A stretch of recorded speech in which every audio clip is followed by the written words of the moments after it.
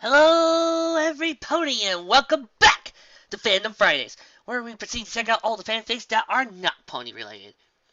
And boy, do we have a good one for you today. You see, while I was trolling, hey, martial art for user, martial art for user! What is it, Trixie? I was about to introduce to the next story. Yes, but we got a request. We got a request. We got a request. Oh my god, we got a request. Quick! To the request cave! We don't have a request cave! You're just finding a new place to sit! Trixie, as far as I'm concerned, this new area is the request cave. Because this spot offers free Gatorade dispensers. You have free Gatorade dispensers down here? Oh boy. Anyway. Weird, isn't it? But, yes, today we've got a brand new request for us all. Coming from Gamer Girl for a fic called Chosen for Supremancy. And it's a Yu-Gi-Oh! GX crossover with Pokemon.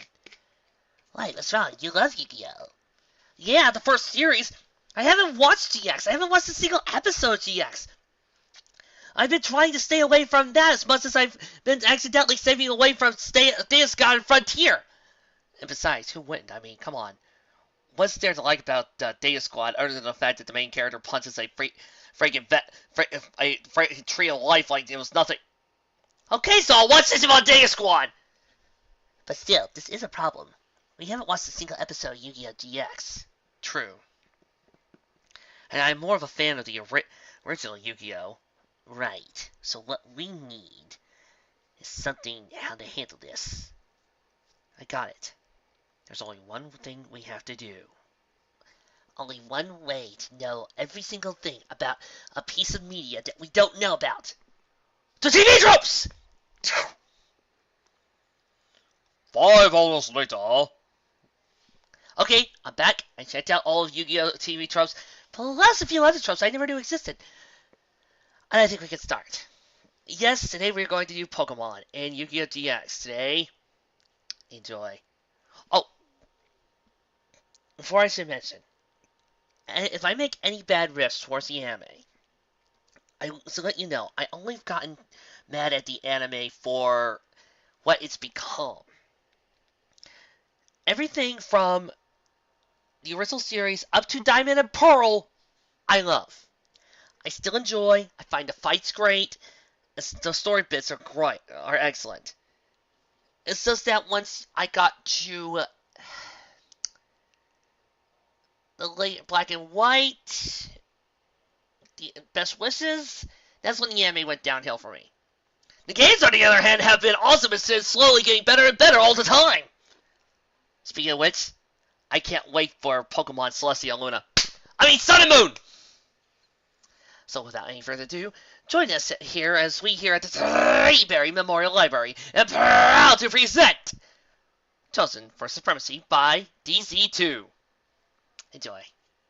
Chosen for Supremacy by DZ2. Chapter 1.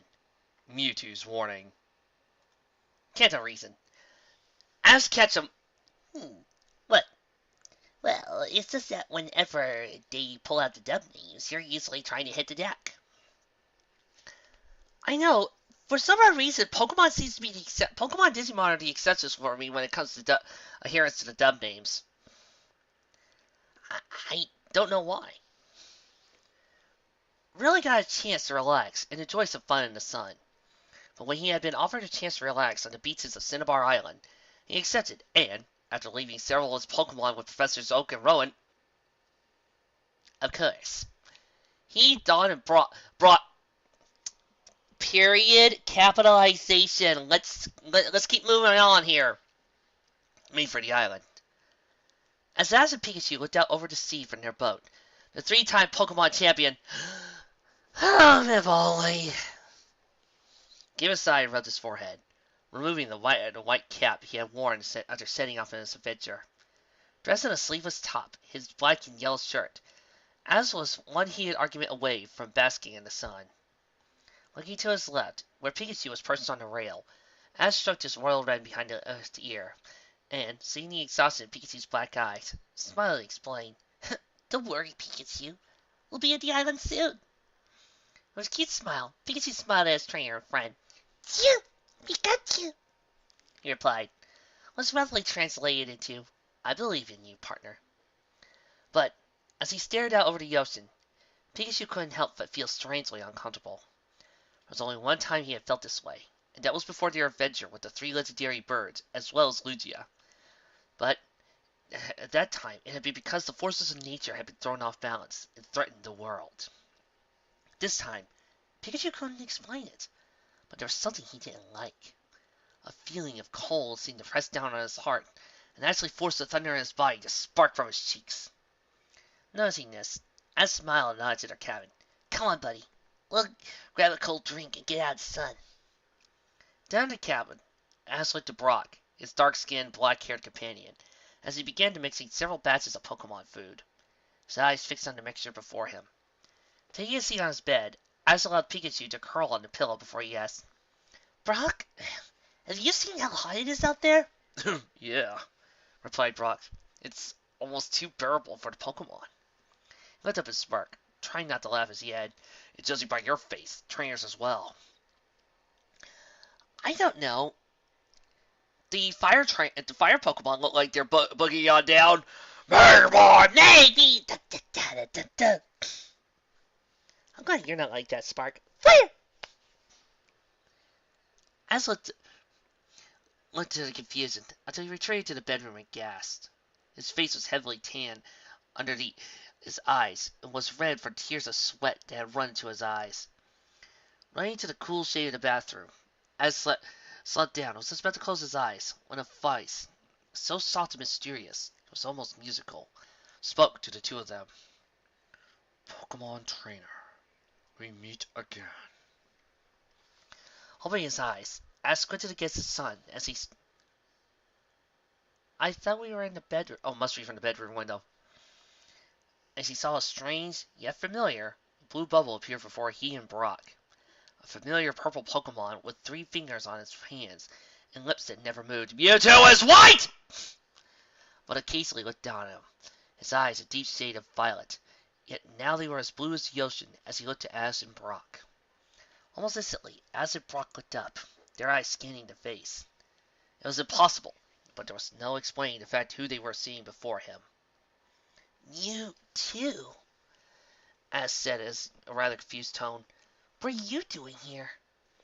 I am here to tell you of a great danger approaching, Master of Legends, replied the psychic Pokemon, lips tweaking into a smile as he stared at his old friends. You must work together with combatants from another part of the world to see through this danger. This time, Pokemon power will not be enough. You mean we're finally going to achieve my dream of Ash riding on top of Charizard as they fly over towards to face off against a Pokemon while Lord Greymon is flying right alongside him all the while Braveheart's playing? You have weird dreams. Shut up. What do you mean? Asked Brock. And who do you mean by Master of Legend? I mean him, replied Mewtwo. You who have met lords of time, space, darkness, nightmares, dreams, life, death, and dimensions. Hey, I meant those too, you know, but you don't come to me saying I'm a great trainer, Mewtwo! Oh, for Celestia's sake. It is you who must aid the champions of this other world to defeat the great powers coming from the light. But how? Axe asked. And who are these other worlds, and what is the danger? I don't know, Mewtwo admitted, but I give you the power of my own heart. Mewtwo, now's not the time for open heart surgery. And the source of energy known to these champions, the energy of dueling. Behold! His eyes flashed like a blue fire before Ash gasped, watching a strange object materialize on his right arm. It looked like a Pokeball with a band of metal on the end, and 5 strange-like slot devices, and a slot filled with strange cards. They're playing cards. They're just playing cards with little cardboard backs. They're not strange at all. And I think they're slot-like devices because they are slots! They are slots. And I guess the dual disc looks like a Pokeball. If you look at it, right? Excuse me a second. I need to check something here. It's around here somewhere. Where? Oh, hi, Mew. Uh, this doesn't look like a Pokeball at all! It doesn't look like anything. Oh, shoot, I left the holograms on. Excuse me while I deactivate this here. Click! There we go. I suppose nothing came bad out of this. Greg, the place was on fire! Unless my little brother was watching some of the holograms dance. It's not weird. It doesn't look like a Pokeball at all. Looking to Mewtwo asked, "Tell me more, Mewtwo. Where will we find these champions?" "You'll find them at a place known as Duel Academy," explained Mewtwo. "You must help the one known as Jaden, or all is lost." Yeah, forget a Tatmu or... oh, wait. The other guy wasn't born yet. Yusei wasn't born yet. For this threat is so great that if you fail, all of Pokemon and this power known as Duel Monsters shall fall as well. Oh, great. He's right. All of destiny relies on a children's card game. We're waiting how long for that joke? Too long! Looking to the disc on his arm, asked, "What about Dawn and Brock? Are they coming with me?" No, they aren't main characters. Yes. Oh, I was wrong. Mewtwo replied, "For they are your regents, Lord of Legend, and as such share this power. You'll have to work together, or this world and the dual world will fall." The dual world that's halfway across the planet. And wait a minute. Why is it just Brock and Dawn? What about May, Misty, or Trace, or Silent? What about Iris? Iris! Boom! Wow, I really hate her anime form that much. On a strong and confident glare, Ash looked to his old acquaintance as he explained. His old acquaintance of one movie and one OAV. Right. You can count on us, Mewtwo.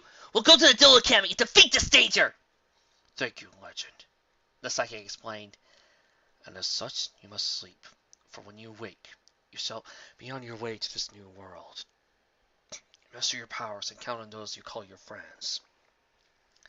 For, as you have taught me, friendship and courage are the only means of achieving true peace in this world.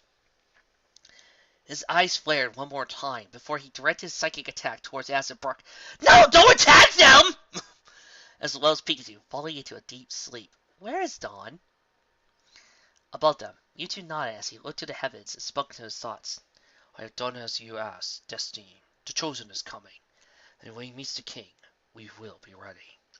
Anyone looking at the boat would have been confused as to see the three teens bearing strange devices on their arms flying away.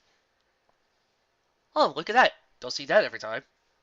At the same time, Ash was less than his dream, his destiny being decided by the hands of fate. Time out here. I got to ask one question. Why did you leave out the fact that he also met God? A pretty positive Arceus came around Diamond and Pearl. Wake up, Legend. You are needed. The voice was sweet and musical, as Ash tried to send his thoughts and memories away. He knew about Mewtwo's visit, but he really hated getting a wake-up call. Please, Legend, wake up. This is important. Ash groaned as he rubbed the back of his head and looked around in confusion. He now sat in a room with silvery walls and a strange box before him. Looking around, he found he was all alone, but the voice had been real. Well, considering the fact that I live in a world where psychics exist, this probably isn't too shocking. Hello? He called to the room. Who's there? Me, replied a voice, and when Ash looked, he saw a girl dressed in pink and blue clothes with a strange staff in her hand, and, though he never met in the future, a cute smile on her face. Oh my god, Dark Magician girl's in your room. Ash, do your manly duty and ask her out on a date! Isn't it just a card? Shut up, Trixie! The girl seemed to hover as she looked at Ash and asked, It is nice to see you awake, Legend. I think Mewtwo was right. You are a powerful heart. have. Have a powerful heart. Well, you know Mewtwo? Who are you? Asked Ash, jumping to his feet and taking a wary step back from the girl, who was laughing at his reaction. He gave him a wink and smiled.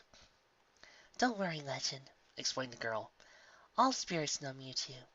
As for who I am, you may call me Dark Magician Girl, and I have been asked by Mewtwo and your legends to grant you the power of the legendary dragons. Legendary dragons. Oh no, no, no, please, not that arc. No, no, no, no, no, I beg you, not that arc. Anything but that arc, please. There's a box before you, she explained. It contains the spiritual reincarnations of the legendary Timeus, Hanos, and Criterius, the 3 legendary dragons and their knight counterparts. Please, Legend, open the box to receive their power. Question! Question! Why are we giving this to Ash?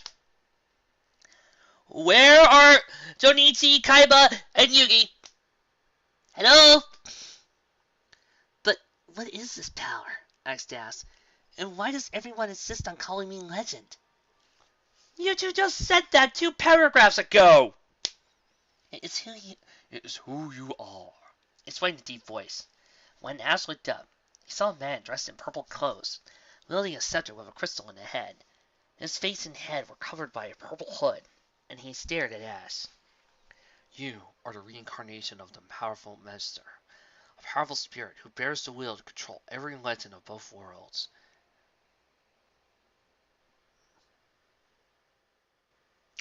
I repeat, I met up with the same gods too. I own them. My little brother owns Darkrai.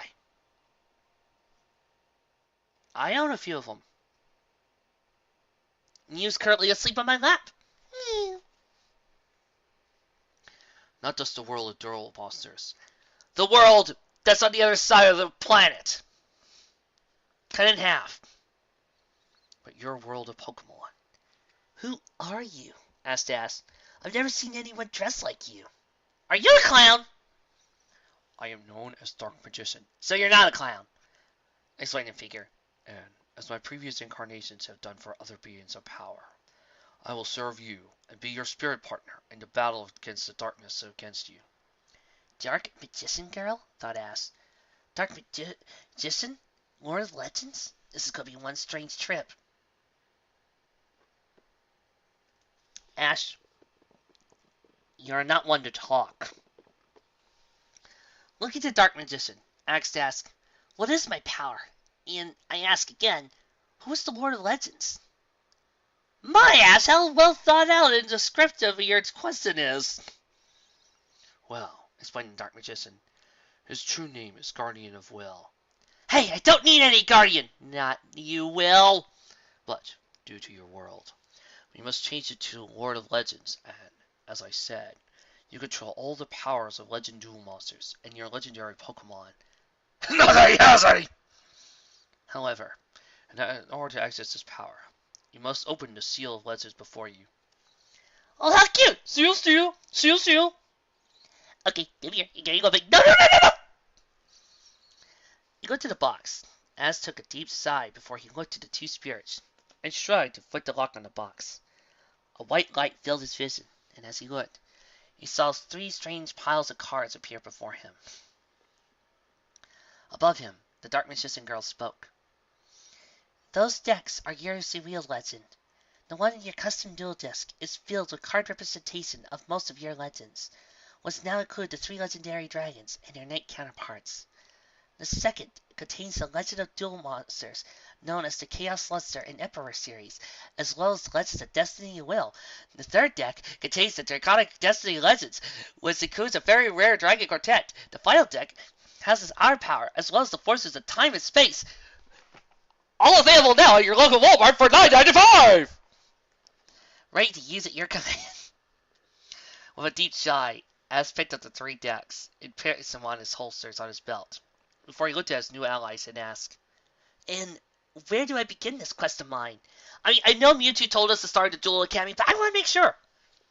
Duel Academy, like Mewtwo said. Are you hot of the healing? Replied Dark Magician. Now, Guardian of Will and Lord of Legends, awaken and meet your new destiny. So, what about the Regents? Are they going to wake up to the same dream? Are they going to have the power too? And, why am I not going to have, and what about the rest of my Pokemon? I would like to have them, maybe have them alongside. No answers, huh? When Ash looked again, he found that he was on a boat! I'm on a boat! A very confused Dawn, looking at a similar dual disc, and Brock holding his. Piplup and Crow got it by their sides before Ash looked down at Pikachu, who had honestly been trying to wake his partner up. Before he smiled and... Comma?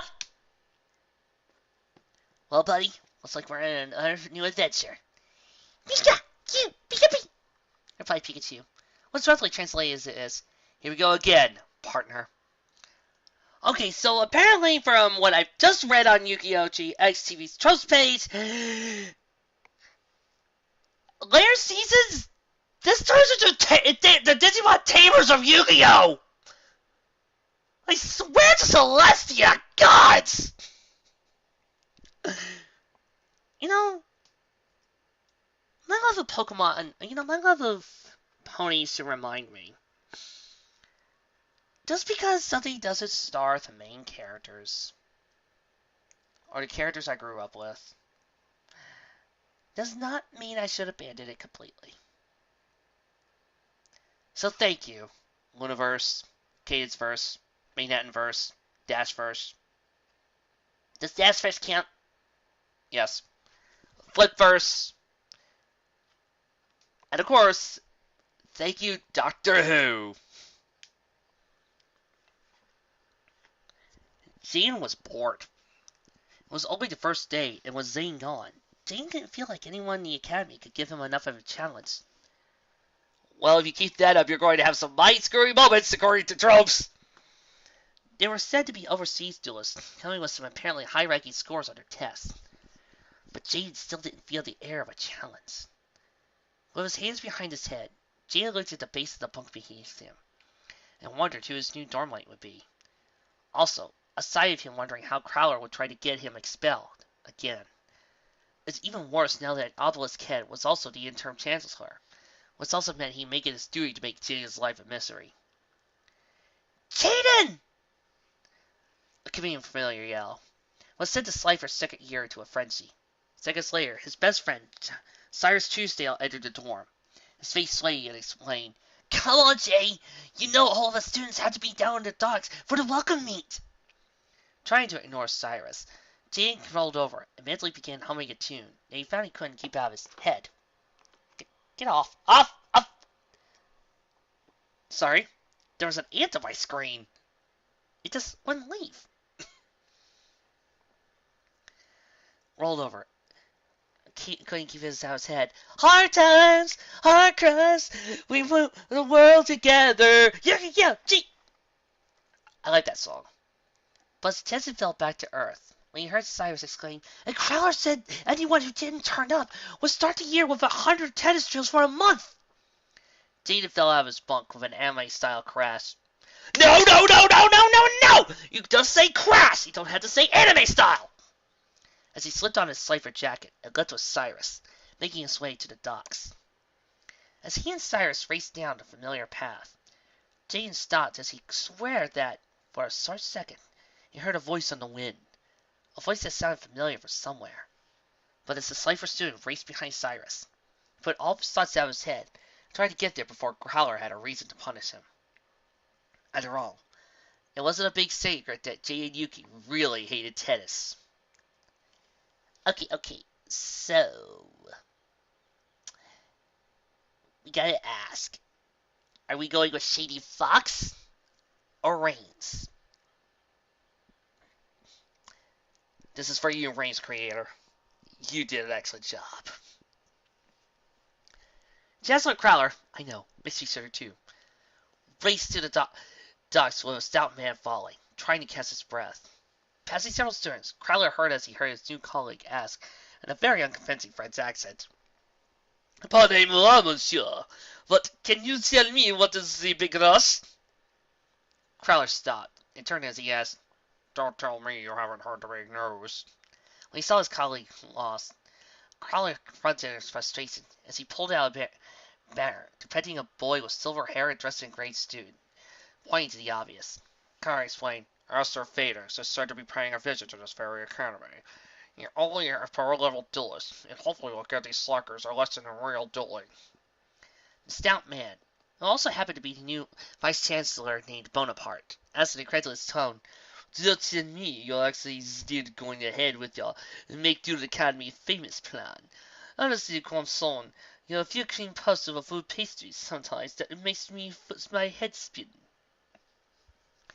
As the two of them went in, they were unaware of a trio of students, dressed in red and yellow, emerged from the boat. Customized dual disc in their hands, and a strange mouse-like creature on one of the trio's shoulders. Oh!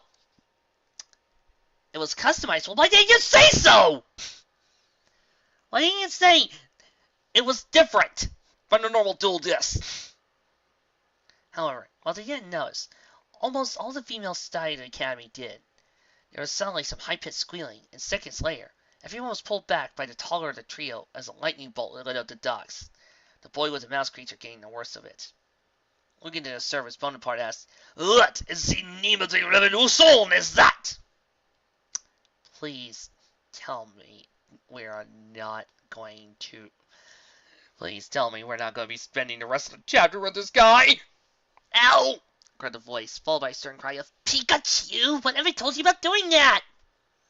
Looking past the students, Wait a second, you mean Mewtwo was able to get the perfect scores, able to assign them to this academy, able to list their names here, all in a split second?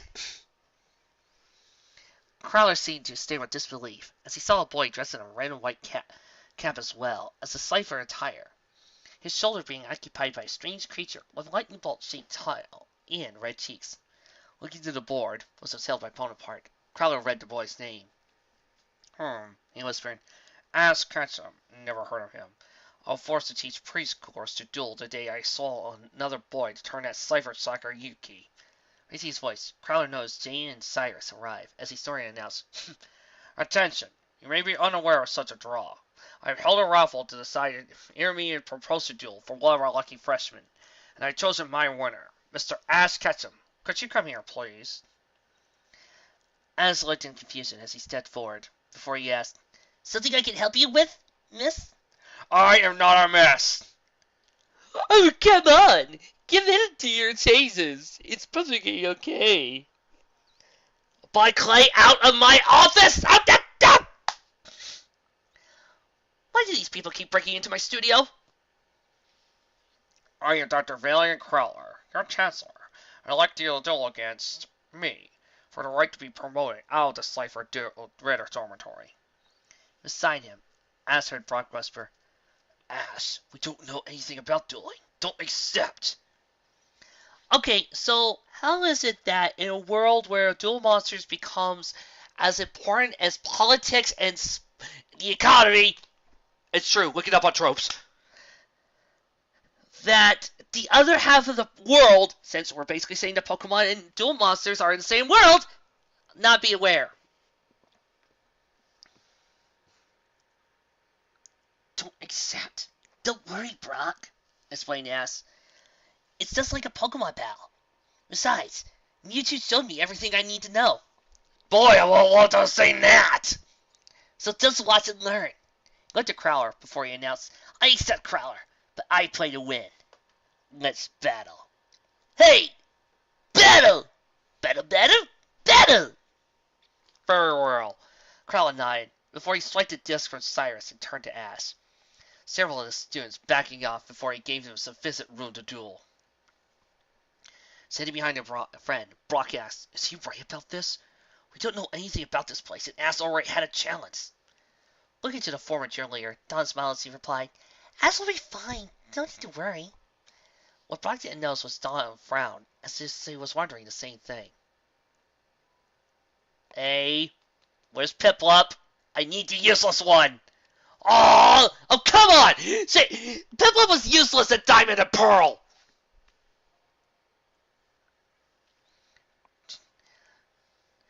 Duel! Of course, asked the Crowler. Both discs activate. Ding! and asked the sign to go with the deck he had been given by Mewtwo. Hello?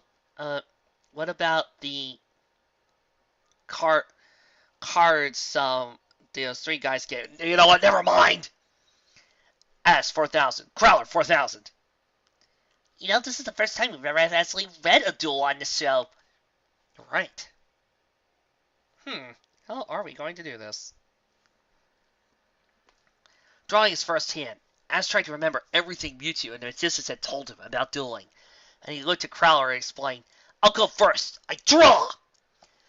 Gee, I would love for you to explain that to me, because sometimes the rules get too confusing even for me, and I love that game. Looking to his hand, Ash grinned as he explained, and I summon my Evolution Beast! Train in attack mode, and activate a spell known as White Stone Transformation! Evolution Beast. Attack 1400. Defense 1200. Changing like the weather. If you know this creature's true form or power. I've never heard of that card, gasped Cyrus, watching this small, Eevee-like creature with white stripes on its body appear on the field, the kanji for energy glowing on his forehead. That's because it's one of a kind, as explained, looking at a card that looked like an ice shard, with white lightning dancing off it appeared on the field. White Stone Transformation! Spell, normal. Activate when you have one Evolution Beast in play. Send Evolution Beast to the grave and special summon one evolved entity in attack mode. And now, as continued, I can send my Evolution Beast to the graveyard and summon my evolved entity Glacius into attack mode! A monster that looked like Glaceon, I wish we knew what Glaceon looked like, appeared on the field. His body was set upright and had an icy spear in his hand. The spiked head resembling a snowflake glistening in the head of his spear.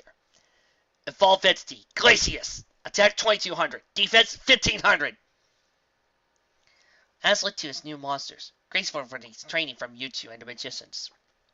Ever since he had opened the box containing the dragons, he had known about dueling, as well as been able to inform his friends about each step of the game, laughing when he saw Brock and Dawn being confused. With a sigh, he knew he had to try and get this done as fast as possible, so he could get to the destiny that the legends had spoke about. I placed 2 cards face down, and now, with the end of my turn, I activate Glacius' special ability, which allows me to summon back Evolution Beast in attack mode! At the end of this turn, Ash looked at the 2 Pokemon resembling cards and gave a nod. He was going to live up to the expectations of the legends of both worlds, and save them no matter what it took. Your move, Professor. Hey, wouldn't it make more sense for all these Pokemon, for all these cards to be based off of Ash's Pokemon, and not just random Pokemon? Thank you, Mr. Casham. Crowler nodded. I activate the spell card known as Conspiration at the cost of 1,000 life points. I can look at your hand and send 1 card to the graveyard. So let's see those 2 cards you have left. Sure, Ash replied, revealing his 2 cards. Both of them monsters, and both of them powerful. Well, remarked Crowler, this makes a change. Powerful cards from a cipher. Oh well. I sent Evolved Entity Ignitus to the graveyard, and now I play 2 cards face down, tring tring, and activate Harry Storm, which destroys all spells and traps on the field. So say goodbye to your 2 face down cards. Ash 4,000. Crowler 3,000. Not quite, thought Ash, as he watched 2 pyramid-like cards being sent to the grave. And, as the storm cleared, Ash noticed 2 other monsters in play. Crowler gawked as he noticed Ash still had 2 cards in play. But that would have worked unless... He eyed Ash's graveyard, and the Pokemon trainer nodded. That's right, he explained. My Igneous has special abilities you know about. When he's sent to the grave, and as long as I have another evolved entity in play, any of your spells or traps can't affect me, which means my face-down cards are safe. Broken! Maybe, Crowler grunted, but your monster's not. Now I send my 2 Wicked Fiend tokens to the graveyard, and summon Ancient Gear Golem! Attack 3,000, defense 3,000, and now Mr. Carson, your little ice warrior is history. Ancient Gear Golem attack! Mechanized melee! As the golem attacked near Ash, he gave a snore of his own as he explained, I activate my own Iron Goat Trap card! What? Crowler yelled, as an image of a metallic suit of armor, encasing a black shadow appeared on the field. Glacius, glowing like a Pokemon using a steel-type move. Now, as explained, Iron Coat is not only negates your card's attack, but lowers your monster's attack by 100 points for every level of my monster. So, with Glacius as a level 5 monster, your Iron Gear Golem loses 500 points! Yeah, I know. I just read that, Vic. Thank you. Prowler watched with shock and with a sense of pride as he saw Golem stop as the pack power dropped to 2,500. Looking to Ash, he had a smile on his face that was clearly asking if that was it. Prowler added, I play a face-down card and end my turn. Drawing his card, Ash explained, I activate my face-down card! Call it the Haunted! Now, with this card's effect, I can resurrect one monster from my graveyard. So I choose my Evolved Entity, Ignitus! Attack 2,900, defense 2,100. And next, I send my Evolution Beast to the grave in order to summon Evolved Entity, Aqueous! In attack mode! Attack 2,300, defense 1,700.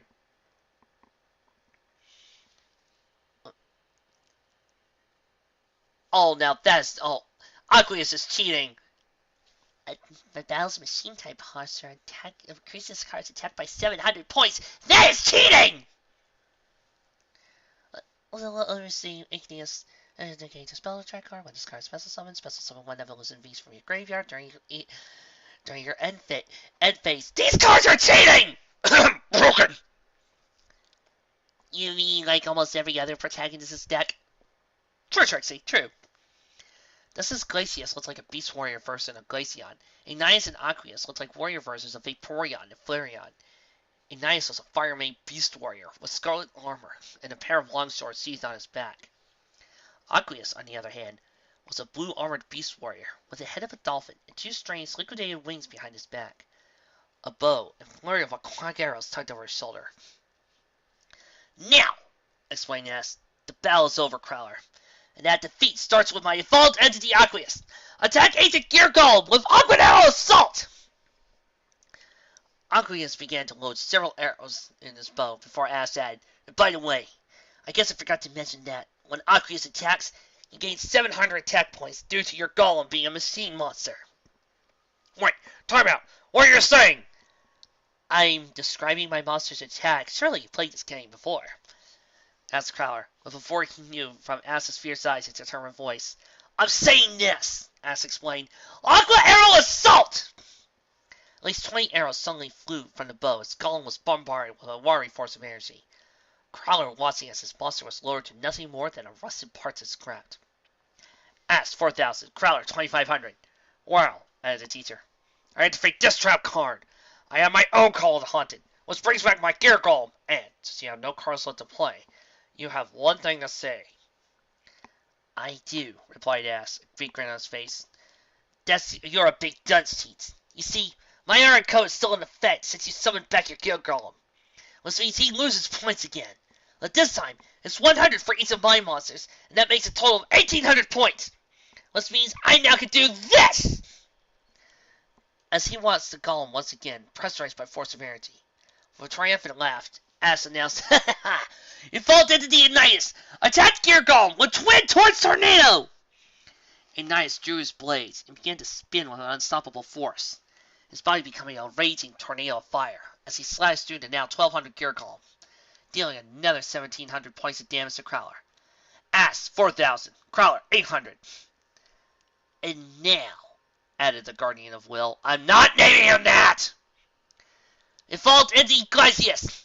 Finish this with Sub-Zero Spear Strike! How did they come up with these special attacks that dual monsters attack with? Glacius leapt into the air and threw his blade at Crowler. Diablo's professor being turned into a defeated pile of ice within the attack. Attack 4,000. Ash 4,000, Crowler 0. We did it! Ash laughed as he deactivated his disc and returned to his friends. Pikachu giving his two-finger salute as Crowler went on with dismays. Great, he thought as to soon pass him. That's all I need. Another Jaden Yuki. Chapter 3. Dual Academy, Cypher Dorm. Alright, everybody, Ash sighed as he and Dawn found their rooms. We're here. Looks like Dawn and I took the Cypher Dormitory. And you, Brock, come on. You keep abusing the comma everywhere else, but here you ignore it. You get the Raw Dorm. Why does he get the Raw Dormitory? Aren't Raw supposed to be the elite? What's that way? Agreed to co-coordinator. But it's strange that I'm the only girl in Cypher. Makes me feel a bit uncomfortable. Hey! What's the problem with a little pay raid once in a while? Then hey, she gave her usual smile and added, no need to worry. We're here, and that's what matters. Ash nodded as he opened the door and found that he was bunked with Jaden and Cyrus, both the second-year Cyphers, looking towards Ash with surprise. There was a very uncomfortable silence before Jaden asked, You? But what are you doing here with us? You beat Crowler and earned the right to go to Obelisk. Maybe, added Ash. But why would I do that? Those objects almost seemed high class, reminding me of an old enemy of mine. I'm happy being a Cypher for now. Oh, by the way, I'm Ash from Pallet Town. This is Dawn from Tree Leaf in Brock from Pier City. And who's that on your shoulder? Again, if the dual world is on the other side of the continent, then why wouldn't they know Pokemon? Pokemon is famous all over the world. This is Pikachu, explained Ash. He's my Pokemon and friend. Don't worry though, he's harmless. Most of the time. Huh, Dean grunted. I remember hearing about Pokemon when I was younger. Must have been my mum who told me. I'm sorry, I didn't know that Jaden was British. My word. Looking at Don and Brock, Jaden asked, and do you two? He was cut off when Don and Brock threw two white balls into the air. White light revealing a frog-like creature and a strange bird creature. Ah, there's Big Useless! The frog creature had hands with deep blue skin, as well as two cheeks that seemed to bulge as he looked up around him. His body was striped with white, and he had bands of black around his arms and yellowed eyes. When his cheeks puffed out, Gian heard him say one thing.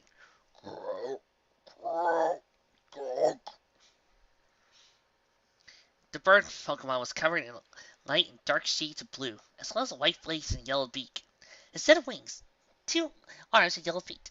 When this creature opened his mouth, if Piplup is a he, it is, a single word came from his mouth. Piplup! Jean looked to the creatures. Jean asked, Is their name all you can say? Pika! Nodded Pikachu. The look of Croak nodded in agreement, as Ash allowed Pikachu to climb on top of his head and leap to the top bunk. With a laugh, Ash explained, Since Pikachu knows which bed is mine, and I wouldn't argue with him. Tossing his backpack on the bed, Ash turned and said, You two better go see to your dorm too, huh, Brock? Yeah, added the former cheerleader, but don't worry, Ash. We'll see each other around campus. He's right, no need to worry, added Dawn, a smile on her face, before she and Piplup turned and began to walk away from Jaden, Cyrus, and Ash's room. Darn it! We could have had some real girl action here! Don't go! Once Dawn had left, Jaden looked over to their new bunkmate, and Sass began organizing his 4 dual decks for a strategy as powerful as what he had used against Crowler. His attention was brought back to Earth, however, when he heard Brock ask a most ridiculous question. So, guys, can anyone tell me about the girls on their island?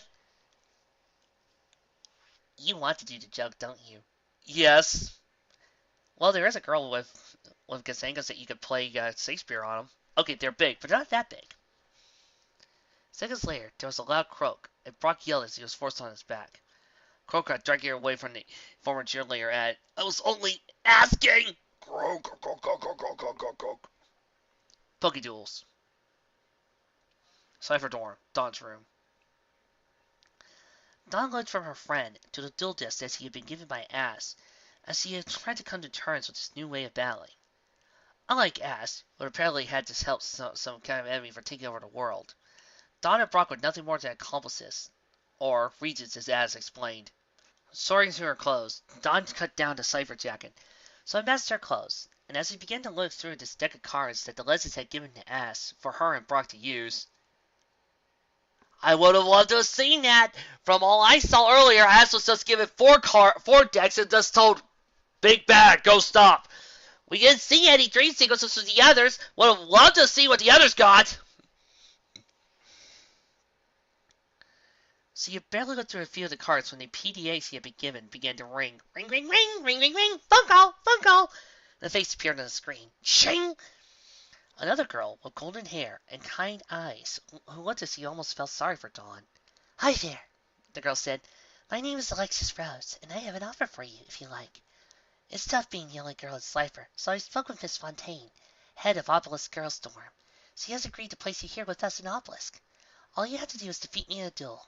Do you accept?" Dawn seemed nervous. A duel, and against one of the high-class students that Ash had been talking about. Then again, if Ash could duel so easily, it should be no problem for her. "I accept," Dawn exclaimed. "Where and when?" "Obelisk Arena," explained Alexis. 30 minutes, and bring those friends of yours with you. See you there." When the message closed, Dawn looked again to her duel disk and gave a sigh. She was ever going to learn when there was no time like the present. She began to pack the cards to the disk, unaware of her figures watching her. A slow smile creeping over his face. Turning beside his shadow, the figure spoke to the darkness. "Go, Nightmare, go, Nightmare, go! Go, Nightmare, go, Nightmare, go! Go! Go, Nightmare, go, Nightmare, go! Go! Woo! Help her!" There was a motion in the shadows, like someone bowling, before Dawn picked up her deck and made for the Obelisk Arena, stopping to see Ash and Brock as she made her way there.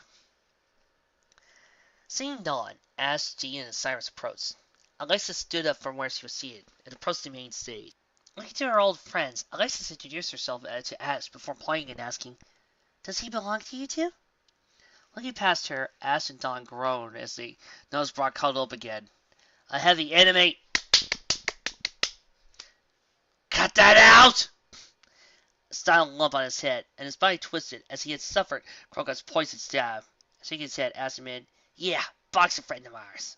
Let me guess, he tried to make you think he was the right kind of man?" "That's right," Alexis laughed.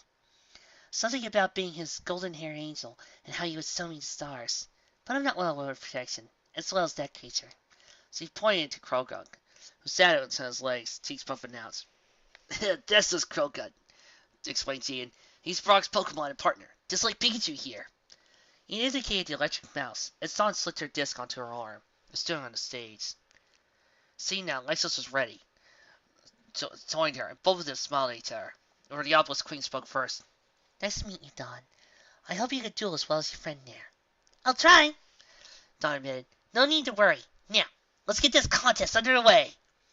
"Game on!" replied Alexis, activating her own duel disc and drawing her hand. "You know, martial art user, I'd never understand why anybody would actually buy those covers and things. I mean, they ruin your decks, and you actually have one on your arm right now, don't you? Yep. Game on!" Dawn, 4,000. Alexis, 4,000. "You go first, Alexis," Dawn offered, trying to keep the obvious fear out of her voice. She looked at the creatures and cards she had basically no idea how to use. She just decided to go with instinct. Agreeing with her, Alexis drew her card and announced, "I summon Blade Skier. Attack 1,400, defense 1,500. And next, I play 2 cards face down and end my turn. You're up, Dawn." As Dawn drew her card, she was unaware of Jean turning to look to ask. Voice low, he asked, "Do you think she has a chance?" "Not in a million years." "I don't know," replied Dash. But he seemed going forward and added, "But this will be interesting. I don't know what it is, but I can almost sense a power in Dawn, similar to what I have." "Pardon? Are you cheating?" "Maybe. No more so than most of everybody else in this cast." "Nothing," lied Ash. "But let's see what Dawn can do."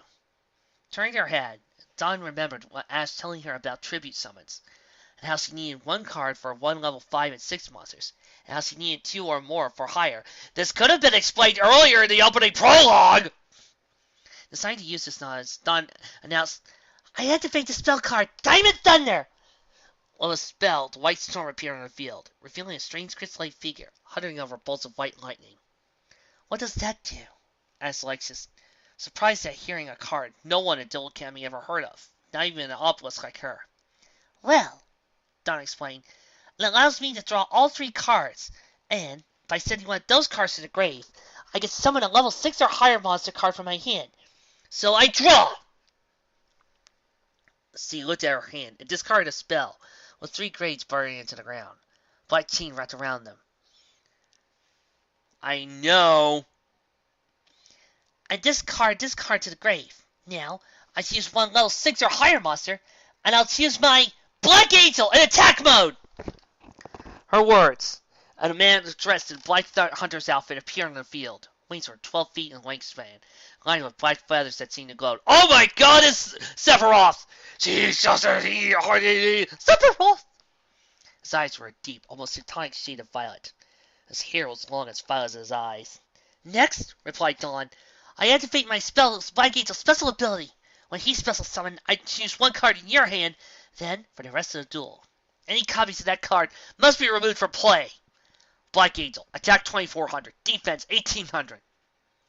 Looking to Alexis, Dawn announced, Come on then, let's see your hand, Alexis. When the Obelisk Queen revealed her hand, Dawn noticed a monster, spell, and a trap. Cyber Prima, Machine Angel Ritual, and Pure Pupil. I see what you're going to do, smiled Dawn, and I choose your Machine Angel Ritual card! No! Yelled Alexis. She and Cyrus gasping with her as she lost her trump card. And now, I attack with my Black Angel! Destroy Blazegear and Black Wing Seal! The feathers on Black Angel's wings began to glow with magical ability, for a strange skull-headed seal began to form before the creature. With a switch of those wings, Black Angel launched the seal towards Blazegear. When Alexis was ready, she looked at Dawn with a sense of determination. Sorry, Dawn, but your attack's going nowhere near my Blazegear, because I activate my face-down card, Double Passe, and with this, your Angel's attack becomes a direct attack. In return, my Blazegear can now attack your points directly as well. You still lose more life points, Dawn noted. 2400 to be precise. Not quite, Alexis smiled, because I also have my Hallowed Life Barrier Trap card. With this card, any damage I would have taken is reduced to 0. You, on the other hand, are wide open. Blazegear, show her what we mean! Attack Dawn with Skating Slice! Blazegear began to slide, as if on the ice rink, before she leapt up and kicked at Dawn's life points, reducing them by 1400. Dink! Dawn, 2600. Alexis, 4,000. Still, Dawn gasped, her arms shaking as he tried to get through the aftershock. Since my Angel was a special summon, I get to normal summon a monster. So I summon my Dream Warrior! Attack 1500, defense 0. In attack mode! A strange white mist seemed to descend on the field, before a creature rose from the shadows. Dressed in almost mist armor, it bearing a dagger and shield of white energy, eyes glowing with blue mystical light. Attack 1500, defense 0. Now I play 2 of my cards face down and end my turn. Dawn finished, eyes full of hope as she watched Alexis draw her card. Drawing from her deck, Alexis looked down to Dawn and explained, By sending my Machine Angel to the graveyard, you've all but beaten me, Dawn. That is until I saw what I just drew. I activate this card, Polarization! And with this card, I fuse Blazegear with Cyber Prima in order to summon a monster not even the guys knew about. I summon Cyber Huntress, 2800, attack, defense 2150. In attack mode, now I activate her special ability. Cyber Huntress was a female monster with silver armor and a crown of diamond and black crystal, eyes shielded by a visor similar to Cyberblader, and arms bearing some kind of weapon launcher on both arms, the kanji for victory on her chest plate. What's Huntress' ability? Asked, but Deacon and Cyrus was confused as he was. Cyber's Huntress was a completely new monster. Allow me to answer that for you, Alexis explained. My Cyber Huntress has the unique ability to destroy one card in my opponent's field, but use it as a tribute for any monster in my deck. So, let's get rid of that Black Angel, and, thanks to a Cyrus offer, I can summon Cyber Angel Dodkin, attack 2700, defense 2400, without the use of my Machine Angel card! Dawn lost its shock as another monster joined the fray. This was one of Alexis' most powerful monsters, and, as Dawn looked at the armored monster and the 4 death-like swords she was wielding, not fear tied up inside her. Next! Added Alexis, my Cyber Angel's Dodkin's ability activates. Once he is special summoned, you're forced to destroy one monster on your field. So say goodbye to your Dream Warrior! Dawn didn't even flinch as he announced. Well, with my monster in the grave, his special ability activates, which allows me to draw one card with Dream or Nightmare in its name from my deck. Look at your cards. Dawn gasped as she saw a familiar-looking creature. Was this better, as they had Nightmare in its name? Adding that card, Dawn looked up and said, Finish this move, Alexis. Very well, Alexis agreed. Cyber Huntress, you heard it, girl. End this with Cyber Sniper Shot! The launchers on Huntress' arms began to glow, and a red light before a beam of light flew from the Huntress' weapons and began to reach Dawn. I don't think so, Dawn countered. You see, Alexis, I had this waiting. I activate my face-down card as a trap card known as Nightmare's Curse. An image of a sleeping figure suffering from dark influences appeared on the field. Hunter's attack quickly was absorbed by the card as Dawn continued. Thanks to my curse of nightmare forces, your attack is redirected back to the monster who launched it, and then you lose life points equal to half that monster's attack power. Good move! Jerry commented as Alexis was forced to watch the hunters being sent to the graveyard, life points dropping by 1,400, equalizing their scores. Dawn 2,600, Alexis 2,600. This isn't over, Alexis explained. I still have Cyber Angel Dakini in National Attack. Dakini, attack with 4-blade slash! I activate my other face down, Dawn announced. It's another trap, and it's called Trouble in Paradise. A trap with an image of black mountains and a fire inside a dream bubble appeared on the field. Alexis' field suddenly glowing with dark light as Dawn explained. Not only does this card negate your attack, but it forces you to end your turn and allows me to summon 2 of these little guys. I summon 2 Trade Sheet tokens! Attack 0, defense 0. And that is it, Alexis. Again, Jean and Nass comment on Dawn's good move, as he summoned 2 strange bubble-like shaped creatures with silvery eyes. Both of them raining 0 attack. Drawing her card, Dawn looked at the creatures she had drawn, thanks to Dream Warrior's effect. It was a level 10 card, which means she would need 3 tributes. Looking to her hand, Dawn made a plan. I activate the spell card Multiply, which allows me to send one of my Dream-shaped tokens to the grave and get 3 more in its place. Now with 4 cards, so you can make her move. And now, Dawn announced, I can finally summon the big guns. I sent 3 of my little tokens to the graveyard to summon the almighty Nightmare Lord Darkrai! Attack 4,200, defense 3,900, attack mode! As it Brock, who recovered from his knock to the head, looked forward. Dawn had just said what he said, as he summoned a monster named Darkrai, as in the legendary Pokemon in Nightmares, the same Pokemon they met when Dialga and Palkia had fought over her power. Yes! Thought Ass. Also, as the heavens above the arena began to darken before, with several flashes of red and violet lightning. A beast-like monster with shadow-crafted limbs and a powerful muscular body appeared.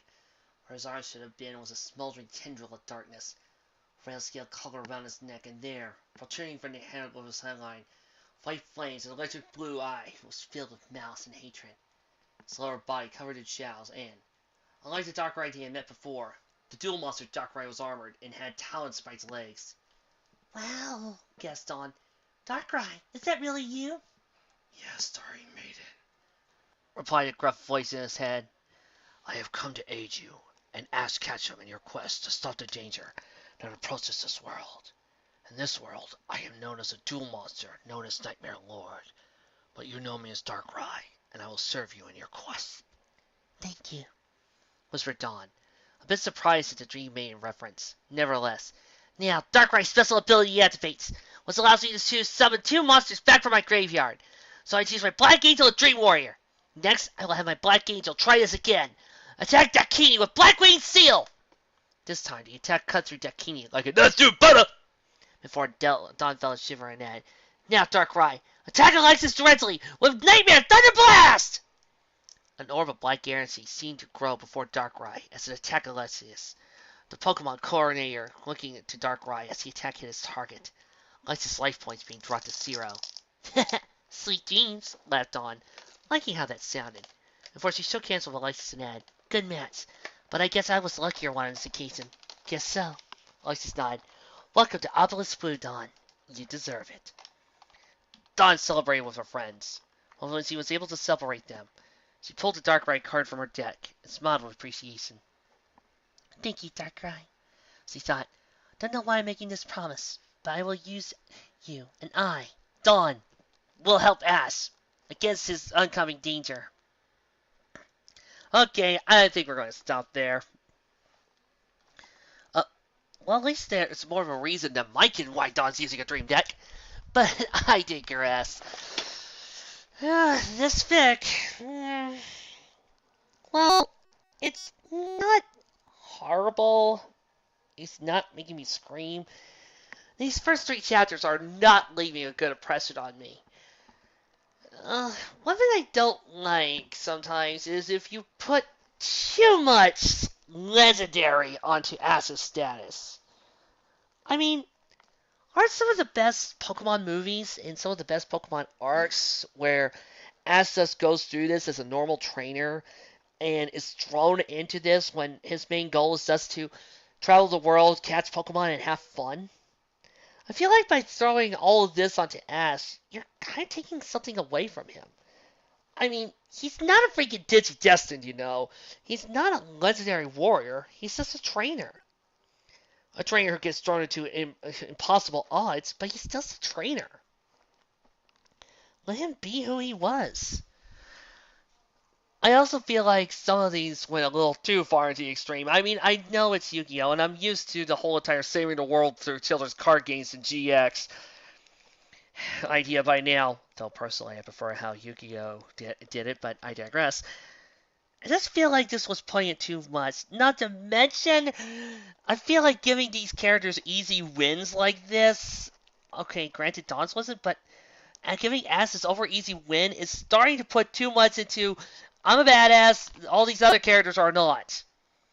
And sadly, this is breaking one of the cardinal rules of crossovers. Do not make the main character, do not make the home team look inferior to the visitors. Not to mention, it seems like it gets really confused if this is an alternate universe or not. Is it? Are they part of the same world just on separate continents? And if they were in the same world, then how come both of them are acting confused that they've ever heard Digimon or Pokemon? Dual monsters of Pokemon before? But if I look at the story does have a small good premise, and the duels were well done. I'm impressed by how well you could do it on an auditory medium, on a written medium like this. Writing duels have always seemed to be tricky to me. I mean, writing Pokemon battles is easy. You could just write the Pokemon's accents. Writing Digimon battles is easy because you could just write the Digimon's accents. But this, I mean, you're right now essentially reading the different moves of a guy throwing games. It's thrilling. The anime makes it awesome because you get to watch the animations. Here, you're essentially reading somebody reading out their strategy. And that's the equivalent of listening to somebody telling you their chess game. Well, I proceeded to play this match, and then I proceeded to play this match, and then I proceeded to play this. If you're a chess fan, yes, it sounds cool, but if you don't know anything about chess, you're right now listening.